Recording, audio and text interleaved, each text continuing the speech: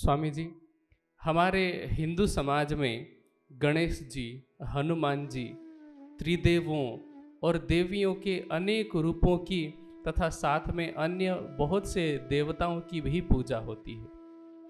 जबकि हमने यह भी सुना है कि परमात्मा एक है, तो क्या इन सब की भक्ति करना गलत है? पंजाब विगत 1000 वर्षों से विदेशी आक्रांताओं से पद्दलित रहा। गोरी आया, गजनी आया, तैमूर लंग आया, बाबर आया, अहमद शाह अब्दाली आया। अहमद शाह अब्दाली ने तो ऐसा लूटा कि कहावत ही प्रचलित हो गई कि खांदा पींदा लेंदा, जितना खाना पीना हो कर लो, पता नहीं तो शाह आएगा, अहमद शाह लूट कर ले जाएगा।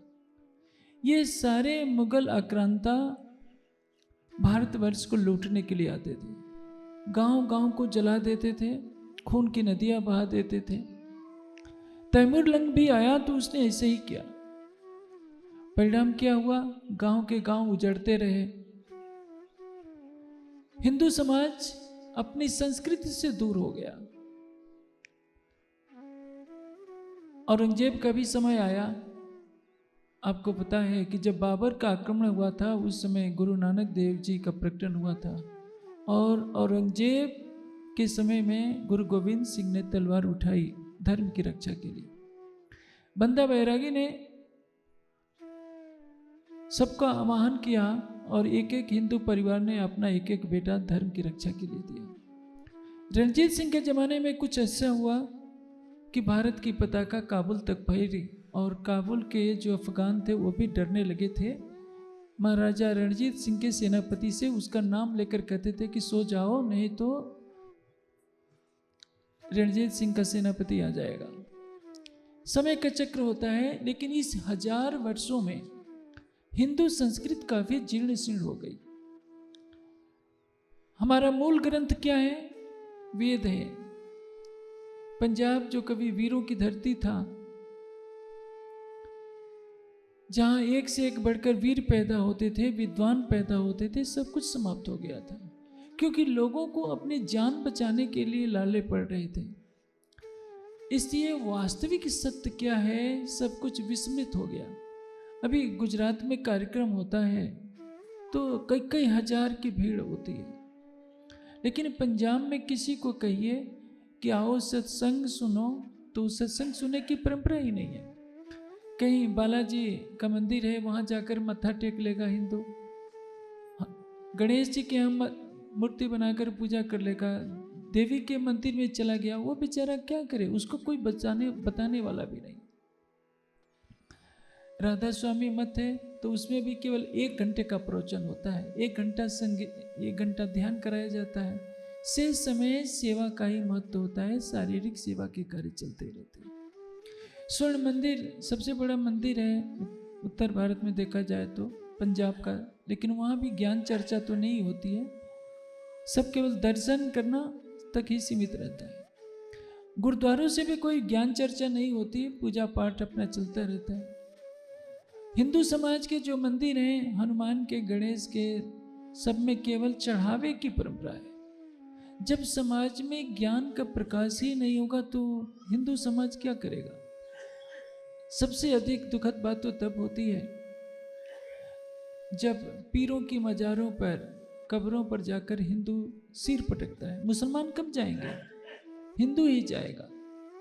जिन्होंने उन पीरों की स्थापना की थी, कब्रों की, मजारों की, उनके तो परिवार के काफी सदस्य पाकिस्तान चले गए। जो यहाँ बचे हैं वो चढ़ावा लेते हैं।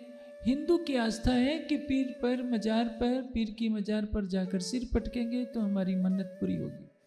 वो क्यों जाता है? कि हमारी मन्नत पूरी होगी। उसको बेचारे को ये पता नहीं है कि परमात्मा कौन है। जिसने अनंत सृष्टि को बनाया है, एकमात्र वही परमात्मा है। और परमात्मा का वर्णन किसमें है? वेद में है, 6 शास्त्रों में है, उपनिषदों में है। और गीता तो बहुत छोटा सा ग्रंथ है, लेकिन वेद के सार को गीता में सरल भाषा में समझाने का प्रयास किया है। लेकिन पंजाब में ऐसी संस्थाएं, अरे माता जी थोड़ी देर के लिए शांत कराइए ना बच्चे को। पंजाब में ऐसी संस्थाएं बहुत कम हैं जो गीता का भी प्रचार करें और लोग गीता पढ़ कर के भी जानें कि एक परमात्मा किसको कहते हैं। गीता में योगेश्वर श्री कृष्ण ने अर्जुन से कहा है कि हे अर्जुन, यदि तुम मोक्ष चाहते हो, यदि तुम शाश्वत शांति चाहते हो तो क्या करना पड़ेगा? अनन्य परा प्रेम लक्षणा भक्ति का आश्रय लेना पड़ेगा। और जो अनन्य परा प्रेम भक्ति करता है, अनन्य चिंतयन्तो माम ये जना परिपास्ते, जो अनन्य भाव से मेरा चिंतन करते हैं, तेसाम योग क्षेमम नित्यम वहाम्यहम्, मैं उनका योग क्षेम स्वयं वहन करता हूँ। मैं उसको देखता हूँ कि वो उसको कष्ट तो नहीं है। जो परमात्मा प्रेम का सागर है, दया का सागर है, करुणा का सागर है, आनंद का सागर है, जो उस परमात्मा की भक्ति करेगा उस पर उसकी कृपा बरसेगी। लेकिन हिंदू की निष्ठा उस पर है ही नहीं। बेचारी हिंदू जनता को कौन बताए कि गीता में क्या लिखा है?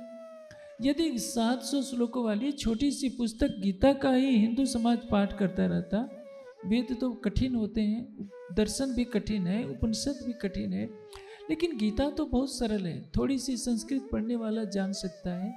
संस्कृत नहीं आती, हिंदी में भी पढ़ सकते हैं, हो सकता है पंजाबी में भी जरूर उसका अनुवाद होगा।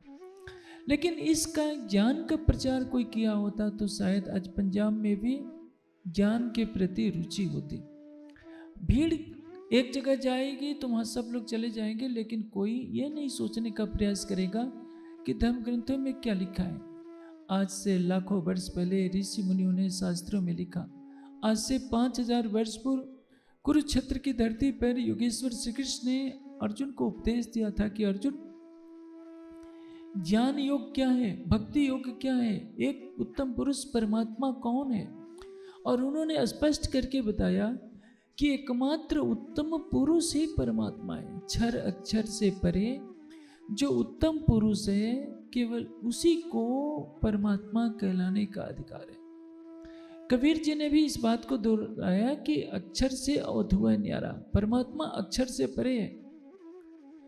जो सारा हिंदू समाज किसकी पूजा में लगा है? क्षर में। क्षर क्या है? माया मोह के अंदर जो अक्षर का मन प्रतिबिंबित होता है तो नारायण का रूप लेता है, और एक नारायण के संकल्प से अनेकों ब्रह्मा विष्णु शिव प्रकट होते हैं जो सृष्टि का संचालन करते हैं। आप देखेंगे भगवान शिव क्या करते हैं? कैलाश की गुफा में बैठकर दिन रात ध्यान करते हैं। यदि वही परमात्मा है तो उनको ध्यान करने की आवश्यकता क्या है? वो क्या दर्शा रहे हैं कि परमात्मा कोई और है जिसका मैं ध्यान करता हूं। उमा जी उनके पास बैठी है।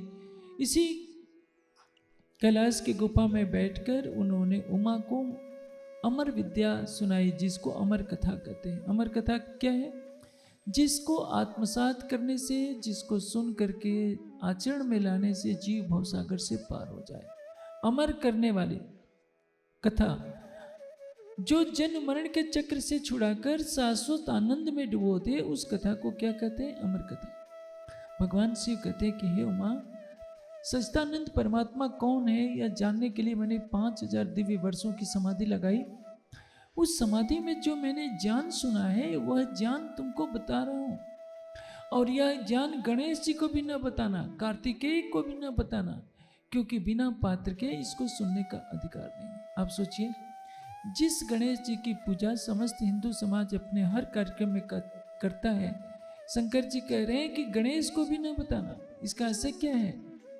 ब्रह्म ज्ञान की पात्रता के बिना किसी को बता देने से वैसा ही फल मिलता है जैसे ऊसर भूमि में बीज बोते हैं तो अंकुरित नहीं होता है।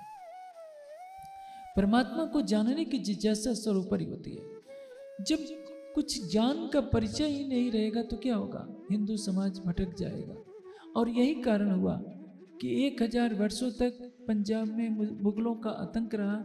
हिंदू समाज धर्म बदलता रहा और बढ़ते बढ़ते हिंदू समाज की संख्या कम हो गई, जिसका एक रूप आप पाकिस्तान के रूप में देखते हैं कि पाकिस्तान में आज कितने हिंदू तो नाम मात्र के, जब ज्ञान का प्रचार नहीं होगा तो ऐसे ही होगा। एक परमात्मा कौन है, परमात्मा कैसा है, परमात्मा कहाँ है, हम कौन हैं, आए कहाँ से हैं, शरीर और संसार को छोड़ने के पश्चात जाना कहाँ है, हमारी आत्मा का अनादि प्रीतम कहाँ है, उसको पाए कैसे। जब इन प्रश्नों पर चिंतन होता है, चर्चा होती है, सत्संग होता है, तो समाज को एक दिशा मिलती है। हनुमान जी का मंदिर है, ले जाकर लड्डू आप चढ़ाए, आपको लगता है कि चलो हनुमान जी का प्रसाद तो मिल गया, लेकिन यह तो सोचिए हनुमान जी भी तो राम की भक्ति करते हैं, राम के अनन्य भक्त हैं हनुमान जी, और राम भी तो किसी की भक्ति करते हैं। वाल्मीकि रामायण में लिखा है कि सीता जी प्रतिदिन संध्या करती थी। जब हनुमान जी अशोक वाटिका में पहुंचते हैं तो देखते हैं कि संध्या का समय है, सीता अवश्य आई होगी। जब राम वन गए तो अपने मित्र गुहा के यहाँ एक रात्रि व्यतीत की और कुशा बिछा करके भगवान राम ने वहाँ पर संध्या की। संध्या का अर्थ क्या होता है? संधिकाल। संधिकाल किसको कहते हैं? रात्रि और दिन का जहाँ मिलन हुआ, दिन बीत रहा हो, रात आ रही है तो उसको भी संधिकाल कहते हैं, और प्रातः काल जब रात बीत रही हो, दिन का आगमन हो रहा है तो उसको भी संधिकाल कहते हैं। इस संधिकाल में भगवान सबके लिए नियम था कि परमात्मा का ध्यान करें, और जो नहीं करता था उसको समाज में निंदनीय माना जाता था। इस पंजाब की धरती ने बड़े बड़े आर्य समाज के वीरों को भी पैदा किया है, बड़े बड़े विद्वान यहाँ पैदा हुए। लेकिन जैसे कहा जाता है कि ऊंट के मुंह में जीरा डालने से उसका पेट कहाँ से भरता है। ज्ञान का प्रचार न होने से पूरे पंजाब में अज्ञानता का अंधकार छाया रहा। सच्चिदानंद परमात्मा की कथा चर्चा के न होने से आज पूरे देश में अज्ञानता छाई हुई है। हिंदू समाज भटक रहा है, उसको ज्ञान का प्रकाश चाहिए। जैसे अभी देखिए यहाँ कार्यक्रम किया गया, काफ़ी प्रचार भी किया होगा मेरा अनुमान है कि, लेकिन चर्चा सुनने में रुचि कम है। किसी पीर की मजार पर जाकर सिर पटकने वालों की संख्या बहुत ज़्यादा होती है, क्योंकि उनको कोई बता देगा कि पीर बाबा की प्रसाद ये चीज़ चढ़ाने से तुम्हारी मन्नत पूरी होती है। गीता आपको बताती है कि परमात्मा कहाँ है। ईश्वर सर्वभूतानां हृदय से अर्जुन तिष्ठति। परमात्मा कहाँ है? हृदय मंदिर में। आपकी आत्मा कहाँ है? हृदय में। और आत्मा के अंदर जो अंतर्यामी परमात्मा है वो आत्मा के अंदर वास करता है। इसलिए जब ये बोध हो जाए कि क्षर अक्षर से परे उत्तम पुरुष कौन है, जैसे कि मैंने अभी बताया, क्षर पुरुष कौन है? नारायण, जो अक्षर ब्रह्म के सपने के स्वरूप होते हैं। और एक नारायण से सारी सृष्टि बनी है। ब्रह्मा विष्णु शिव उन्हीं से प्रकट होते हैं, सृष्टि का संचालन करते हैं।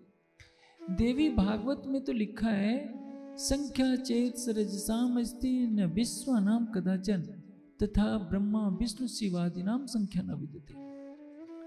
धूल के कणों को गिना जा सकता है, लेकिन इस सृष्टि में कितने ब्रह्मा विष्णु हैं, इनकी संख्या को नहीं गिना जा सकता। हम तो 14 लोकों के एक छोटे से ब्रह्मांड में रह रहे हैं।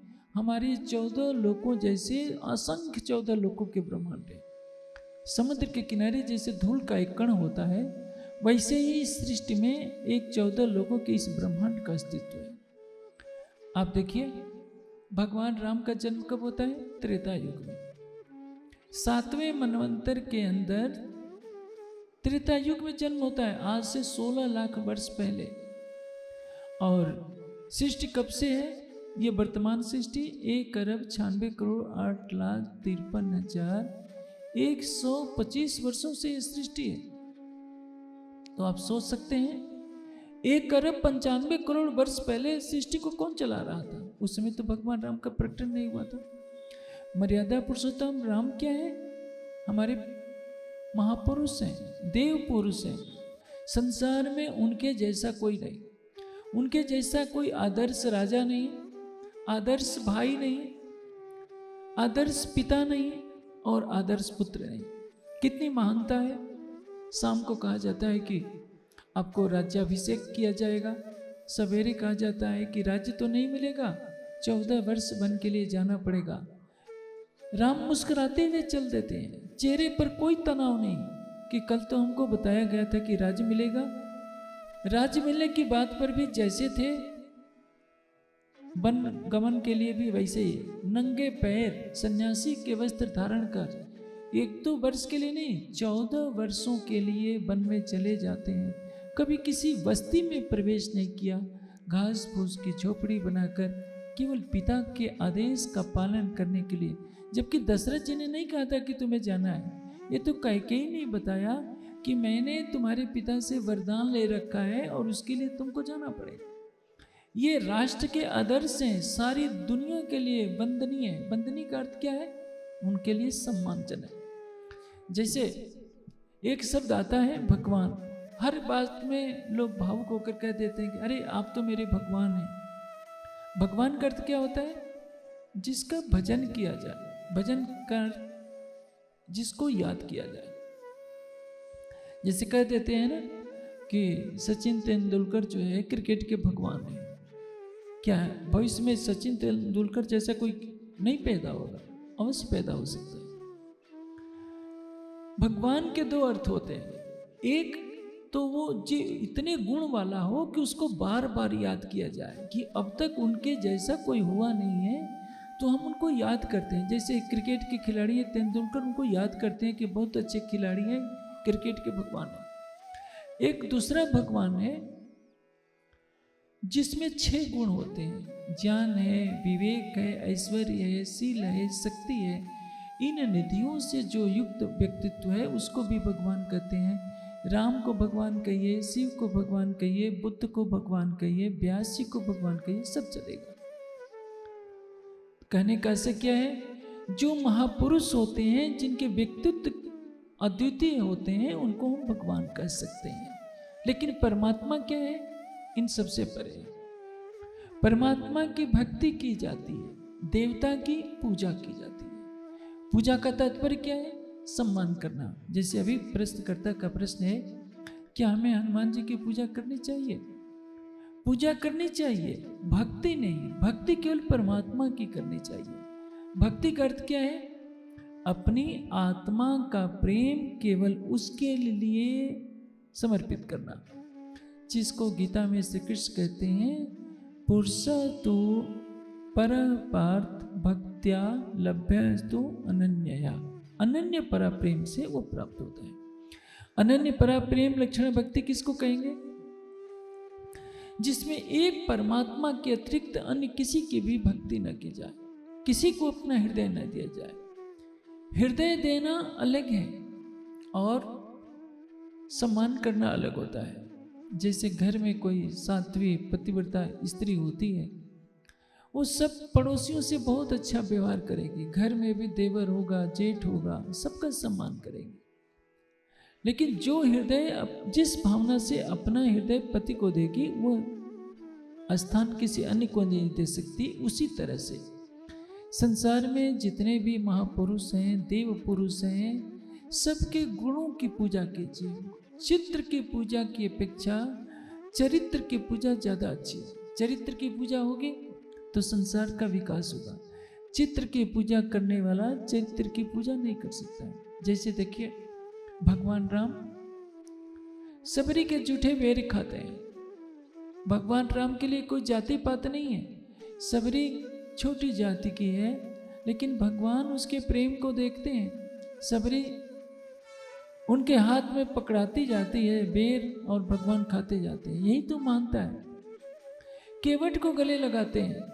जब भगवान राम का राज्याभिषेक होता है तो केवट जो छोटी जाति का है, भगवान का अभिन्न मित्र बनकर उनके राज सिंहासन के पर्व में आता है, राज सिंहासन के उत्सव में आता है। यही मानता है।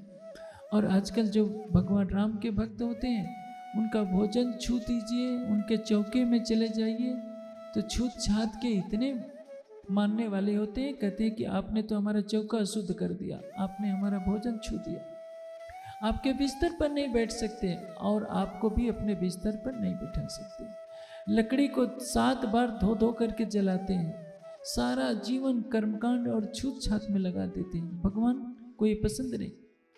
भगवान श्री कृष्ण को देखिए,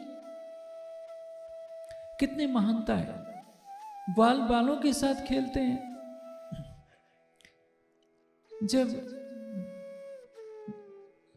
कौरवों और पांडवों में संधि दूत की बात आती है तो दुर्योधन उनको कहता है कि वासुदेव आपको आज मेरे घर भोजन करना है। श्री कृष्ण कह देते हैं कि नहीं दुर्योधन, तुम्हारे मन में मेरे प्रति श्रद्धा नहीं है, इसलिए मैं तुम्हारे घर भोजन नहीं करूंगा। बिना बुलाए विदुर के घर चले जाते हैं। विदुर की पत्नी उस समय स्नान कर रही होती है। जब देखा कि श्री कृष्ण आए हैं, उनको इतना भी ध्यान नहीं रहा कि मैं नहा रही हूँ, वैसे ही वस्त्रों से आती है, श्री कृष्ण को केले छिल छिल कर देने लगती है। श्री कृष्ण छिलके खाते जा रहे हैं, क्योंकि उनको ध्यान ही नहीं रहा कि छिलके दे रही हूँ कि केले दे रही हूँ। यह होता है विशुद्ध प्रेम। श्री कृष्ण बिना बुलाए किसी के यहाँ चले जाते हैं, क्योंकि वो प्रेम के भूखे हैं। और दुर्योधन के मेवा ठुकरा देते हैं, क्योंकि दुर्योधन को अहंकार था कि मैं राजा हूं, मेरे घर श्री कृष्ण पूजन करेंगे। जो श्री कृष्ण की पूजा क्या है? हम समाज के सभी वर्गों को गले लगाए, गरीब को, दीन दुखी को गले लगाए, ये तो श्री कृष्ण की भक्ति है। लेकिन श्री कृष्ण के मंदिर में एक बार रसखान जी चले गए तो उनको धक्के देकर निकाल दिया गया कि ये कहाँ से पठान आ गया। कहने का से क्या है? श्री कृष्ण जी की पूजा है उनके आचरण को अपने जीवन में उतारना। भगवान राम की पूजा है उनके आचरण को जीवन में उतारना। तो अब गणेश जी क्या है? देखिए, आपने देखा होगा गणेश जी की हाथी का चित्र क्यों बनाया जाता है? कभी किसी ने सोचा है? वेद में गणपति शब्द आया है, ये एक अलंकार है। किसी महान विद्वान ने गणेश की एक अलंकारिक मूर्ति बनाई जिसमें हाथी का मुख लगा दिया, कान लगा दिए। प्रश्न ये है, कहानी कही जाती है कि शंकर जी ने गणेश की गर्दन काट दी थी और पुनः पार्वती से कहा कि किसी मनुष्य की गर्दन लाओ तो उसको मैं जोड़ दूंगा। यदि मनुष्य की गर्दन जोड़ी जा सकती है तो उससे अच्छा है कि जो हाथी की गर्दन जोड़ी जा सकती है तो मनुष्य की भी गर्दन जोड़ी जा सकती थी। पहली बात तो यह है कि मनुष्य की गर्दन पतली होती है, हाथी की गर्दन चौड़ी होती है, जोड़ना संभव ही नहीं है। लेकिन कथा बना दिया गया, उसका अर्थ क्या है? देखिए, हाथी के कान बहुत बड़े बड़े होते हैं। राजा का गुण क्या होना चाहिए? सोचे ज्यादा, सुने सबकी, करे वही जो न्याय के अनुकूल होता है। इसलिए उसके कान बड़े बड़े बनाए गए, हाथी का मुंह बनाया गया। हाथी का पेट बहुत बड़ा होता है। गणेश जी को लंबोदर कहा जाता है कि उनका पेट बहुत बड़ा होता है। इसका कारण क्या बोलना है क्या नहीं, विचार करके बोले, अर्थात अपने पेट में अपनी बातों, कई बातों को छिपाए रखे, कोई बात तुरंत न उगल दे क्योंकि अनर्थ होता है। ये एक राजा का वर्णन है जो समझाने के लिए गणपति शब्द बोला गया। अर्थ का अनर्थ करते करते ये कहानी बना दी गई कि भगवान शिव ने अपने ही पुत्र को न जाने कारण मार दिया था। बताइए, एक तरफ तो कहते हैं कि परमात्मा है, क्या परमात्मा को पता नहीं था कि मेरा ही ये पुत्र है जो मेरे से दरवाजे पर रोक रहा है? पुराणों की कहानियों के द्वारा कुछ समझाने का प्रयास किया गया, लेकिन शिक्षा की कमी से उसका अर्थ विकृत होता गया और समाज में अंधकार फैल गया। गणेश जी भी शंकर जी के पुत्र हैं, कार्तिकेय भी उन्हीं के पुत्र हैं। सभी किसका ध्यान करते हैं? एक परमात्मा का। जब शंकर जी परमात्मा का ध्यान करते हैं तो निश्चित है कि गणेश जी भी करेंगे, हनुमान जी भी करेंगे, राम भी करेंगे। इसलिए सबका कर्तव्य क्या है? यम ब्रह्मा वरुण इंद्र रुद्र मर्त्वा अस्त्वं दिव्यास्तवे। ब्रह्मा वरुण इंद्र रुद्र सभी जिस परमात्मा की आराधना करते हैं, जिसके लिए क्या कहा गया है? यस्यांतम न विदु सुर असुर गणा, जिसका आदि अंत न देवता जानते हैं न मनुष्य जानते हैं, उस परमात्मा को प्रणाम है। इसलिए उपास्य देव कौन होता है? केवल परमात्मा। पंजाब में देवी की भी भक्ति प्रचलित है। मैं देवी के बारे में संक्षेप रूप से बताता हूँ। देवी की उत्पत्ति कहाँ से होती है? मार्कंडेय पुराण में दुर्गा सप्तशती मार्कंडेय पुराण से ली गई है। एक कथा है कि असुरों, एक महिषासुर नाम का राक्षस है, जिसके अत्याचार से देवी देवता सभी त्रस्त हो जाते हैं। सभी देवी देवताओं की सभा इकट्ठी होती है कि महिषासुर से कैसे बचाव किया जाए। सबके शरीर से तेज निकलता है और एक स्त्री का रूप धारण कर लेता है, जिसको कहते हैं दुर्गा। उनकी 10 भुजाएं होती हैं और उनके लिए पार्वती जी अपना सिंह देती हैं, शंकर जी अपना त्रिशूल देते हैं, विष्णु भगवान अपना चक्र देते हैं। सभी देवी देवता उनको अपना अस्त्र शस्त्र देते हैं और वो सिंह वाहिनी दुर्गा महिषासुर राक्षस का वध कर देती है। ये कथा क्या है? अलंकारमयी है। इस कथा के माध्यम से सत्य को दर्शाने का प्रयास किया गया है कि दुर्गा जी कहते हैं किसको। आप देखिए, दुर्गा जी क्या करती है? अज्ञान रूपी महिषासुर राक्षस का वध कर देती है। इस कथा की वास्तविकता को समझना है, क्योंकि अभी नवरात्र बीता है और इस नवरात्र में दुर्गा जी की, काली माता की पूजा के नाम पर पशुओं की बलि दी जाती है। नेपाल में तो बहुत अधिक बलि दी जाती है, बिहार में भी बलि दी जाती है। जहाँ जहाँ काली माता के मंदिर हैं वहाँ पशुओं को काटा जाता है। जो जगत माता है वो तो सारे प्राणियों की माता है, मनुष्य की भी माता है, पशु पक्षियों की भी माता है। वो पशुओं का रक्त क्यों पान करेगी? क्यों उनका मांस भक्षण करेगी? माता अपने बच्चे को तो खिलाती है, उसका मांस क्यों खाएगी वो, जिसके लिए पशु को काटा जाता है? कहने का ऐसे क्या है? दुर्गा जी की एक शक्ति है, कला रूप काली माता। उनकी कहानी क्या है कि रक्तबीज नाम का राक्षस था, उसके शरीर से जितनी रक्त की बूंदें गिरती थी उतने नए राक्षस पैदा हो जाते थे। काली माता ने क्या किया कि उस राक्षस को काटकर उसका रक्त पान कर लिया, धरती पर गिरने नहीं दिया ताकि दूसरा रक्तबीज पैदा न होने पाए। ये कहानी है, सच्चाई नहीं है। इस कहानी के माध्यम से क्या समझाया गया है कि जो वासना का बीज होता है, रक्त बीज क्या है? वासना का बीज, इच्छा। जैसे भरत राजा थे, वन में तप करने लगे। तप करते करते एक दिन क्या देखते हैं कि एक सिंह ने दहाड़ मारी तो एक गर्भवती हिरनी भय के मारे नदी में छलांग लगा गई। नदी के किनारे नदी में गिरकर वो तैरने लगी, लेकिन उसकी मृत्यु हो जाती है और उसका बच्चा गर्भ से बाहर निकलकर डूबने लगता है। ऋषि नदी में कूदकर हिरण के बच्चे को बचा लाते हैं, अपने आश्रम में रखकर पालन पोषण करने लगते हैं। धीरे धीरे समय बीतता है, हिरण का बच्चा बड़ा होने लगता है। अब मृत्यु का समय निकट होता है भरत मुनि का। वे सोचते हैं कि अब मैं शरीर छोड़ने वाला हूँ, इस बच्चे की देखभाल कौन करेगा? और यही मोह घेर लेता है। मरने के समय उनको परमात्मा का ध्यान नहीं आता है, हिरण के बच्चे में आसक्ति बन जाती है, जिसके कारण उनको हिरण की योनि में जाना पड़ता है। मनुष्य मरते समय जो सोचता है, उसके चित्त में जैसी वासना होती है उसी के अनुसार उसका जन्म होता है। परिणाम क्या हुआ? तो इसी को दर्शाया गया है। रक्तबीज क्या है? रक्तबीज है, रक्तबीज राक्षस को मारने के पश्चात जो भी रक्त की बूंद गिरती है तो एक नहीं कई रक्तबीज पैदा हो जाते हैं। हमारा मानव तन है, हमारे मन में जो इच्छाएं शेष रह जाती हैं उसको भोगने के लिए हमें पुनः शरीर धारण करना पड़ता है। लेकिन ये शरीर का धारण करना कब बंद होगा? जब हम केवल परमात्मा को याद करें, संसार की कोई इच्छा न रखें, तो हमारा पुनर्जन्म नहीं होगा। ये कब होगा? ज्ञान रूपी तलवार से।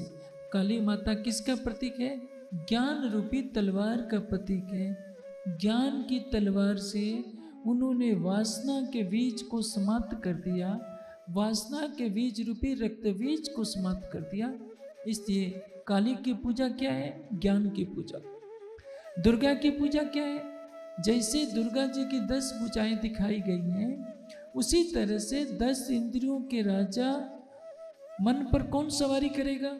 जो 10 इंद्रियों पर जिसका नियंत्रण है, वो अपने मन रूपी सिंह पर बैठकर महिषासुर रूपी अज्ञान के राक्षस को मार सकता है। ये कहानी है, सब बनाई गई है समझाने के लिए है कि मनुष्य के अंदर ये दुर्गा है, मनुष्य के अंदर ये काली है। यहाँ जितनी बहनें बैठी हैं, ये किसकी प्रतीक है? आप काली को बाहर न खोजिए, काली की शक्ति आपके अंदर है, दुर्गा की शक्ति आपके अंदर है। आप अपने चरित्र का विकास करके राम बनिए, योगेश्वर श्री कृष्ण के रास्ते पर चलिए, योगीराज शिव के मार्ग पर चलिए। सबका परमात्मा एक है, जिसके समान न कोई था, न है, न कभी होने वाला है। इसलिए आज आवश्यकता है परम तत्व के ज्ञान के प्रकाश की।